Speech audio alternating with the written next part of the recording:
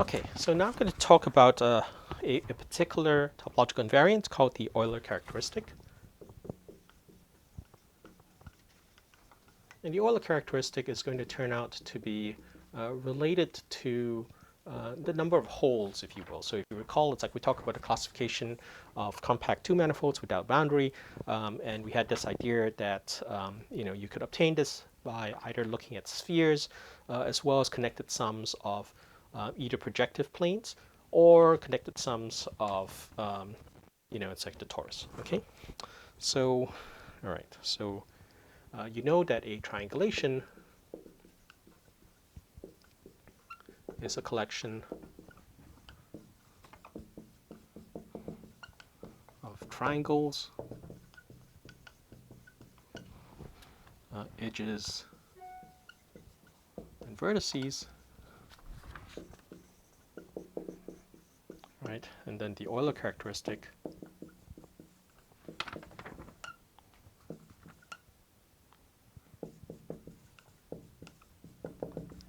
is the alternating sum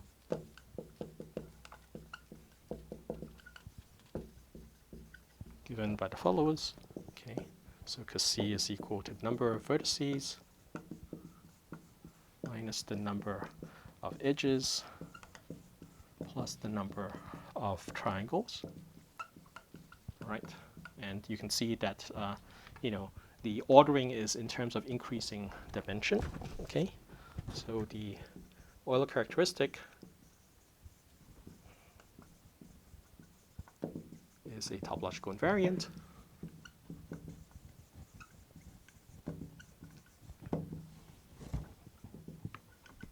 And as a consequence, it is independent of triangulation.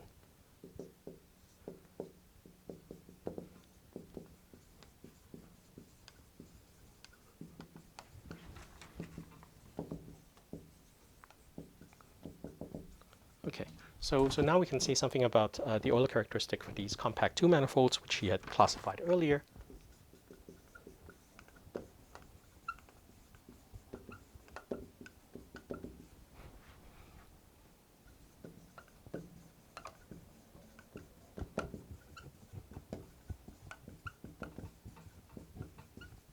Without boundary, right? Okay, so a sphere with G tubes has Euler characteristic, which is 2 minus 2G. Okay, so G is oftentimes referred to as the genus, which has to do intuitively with the number of holes you have in the manifold, and a sphere with G cross caps. So I should say what's happening, of course, is that if you have these, it's like a sphere with G tubes. You're basically taking the sphere and you're looking at the, in some sense, the component or the connected sum. It's like of the sphere with either the torus or the projective plane, right? So that's where the G is coming from. So this has Euler characteristic 2 minus G. Okay, so G here denotes the genus.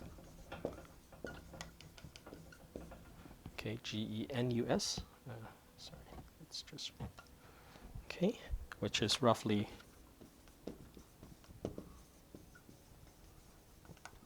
the number of holes.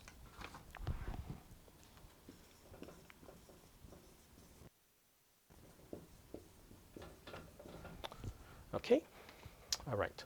So let's look at what the genus is and the Euler characteristic is for some of these compact two manifolds without boundary. Okay, so I'm going to denote by n. It's like the non-orientable things, like the projective plane, sort of the connected sum of two copies of the projected plane, and sort of connected sum of three copies of the projective plane. And then M denotes the orientable things like the two-sphere the 2 torus, the 2 torus connected with itself. Okay, and then there's the genus.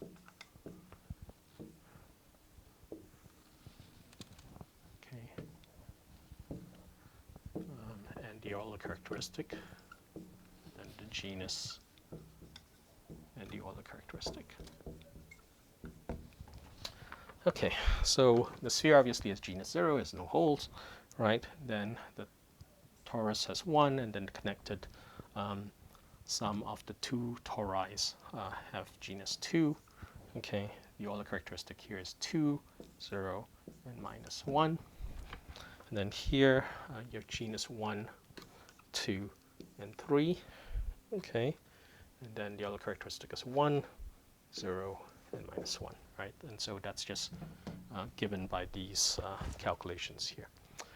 All right, so again, the basic idea, if you will, is that if you look at it, if you know both the genus and the Euler characteristic, then you can, and you happen to know that it's a compact two-manifold without boundary, then you can easily convince yourself that you have enough information to uniquely determine which one of these things in the classification theorem your manifold is homeomorphic to.